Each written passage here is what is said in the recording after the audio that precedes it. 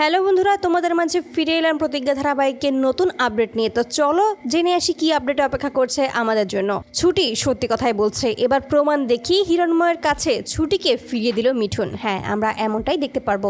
বাড়িতে যে সমস্ত কাণ্ড ঘটেছে সেই সমস্ত কিছুই এশাদ জানিয়ে দেয় ওই ঝুমকিকে। ঠিক তখনই ঝুমকি বাড়ি থেকে বেরিয়ে আসতে নিলে মিঠুনের মুখোমুখি হয় এবং ঝুমকি এতটা খুশি দেখেই মিঠুন জিজ্ঞেস করে কি হয়েছে। ঠিক তখনই সমস্ত কিছু খুলে বলে। এতে করেই তখন খুবই খারাপ লাগে মিঠুনের। সে সিদ্ধান্ত নেয় যে এবার সকলের সামনেই ছুটির সমস্ত সত্যিটা প্রকাশ করবে আর কোনোভাবেই ছুটিকে অসম্মান অপমানিত হতে দেবে না। আর ঠিক তখনই হিরণময়কে সাথে করে নিয়ে চলে আসে রায়বাড়িতে এবং সেখানে এসেই সকলের সামনেই বলেছে আপনাদেরকে আমার কিছু জানানোর আছে। আর এতে করে হিরণময় বলছে হঠাৎ করে তুমি আমাকে এই বাড়িতে কেন নিয়ে এলে, আর কেনই বা সকলের সামনে বলছো কিছু জানানোর আছে। আমাকে যদি তোমার কিছু বলার ছিল সেটা তুমি আলাদাই বলতে পারতে, এই বাড়িতে আনার কোনো প্রয়োজন ছিল না। আমি এই বাড়িতে আসতে চাইনি, সেটা তুমি কেন বুঝতে পারো না। ঠিক তখন বলছে আমি জানি কাকাবাবু আপনি এই বাড়িতে আসতে চান না, এই বাড়িতে আসা পছন্দ করেন না শুধুমাত্র অভির জন্য। তবে আজকে যে কথাটা বলবো এতে করে আপনি অবশ্যই বুঝতে পারবেন আমি কেন আপনাদেরকে এখানে নিয়ে এসেছি। এই বলে তখন কথা না বাড়িয়ে সমস্ত প্রমাণ সকলের সামনে তুলে ধরে। ওই রুমা যে আসলে কালপিট এবং ওই আশ্রয় বাড়িটা নিয়ে নেওয়ার জন্য যে দেবদত্ত বাবুকে ফাঁসিয়ে দিয়েছে, আসলে খুনটা যে করেছিল রুমা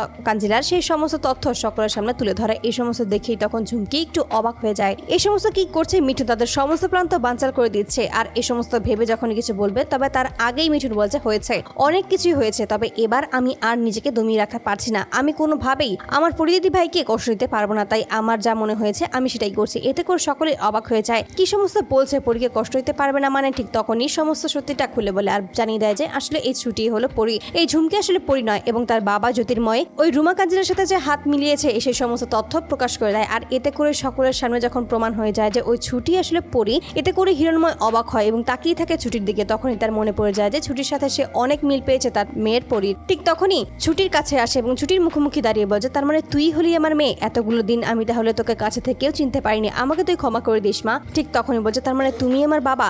অবশেষে আমি আমার আসল বাবাকে খুঁজে পেয়েছি, আমার কোনো কিছুই মনে ছিল না, শুধুমাত্র একটা অ্যাক্সিডেন্ট, ব্যাস এতটুকুই।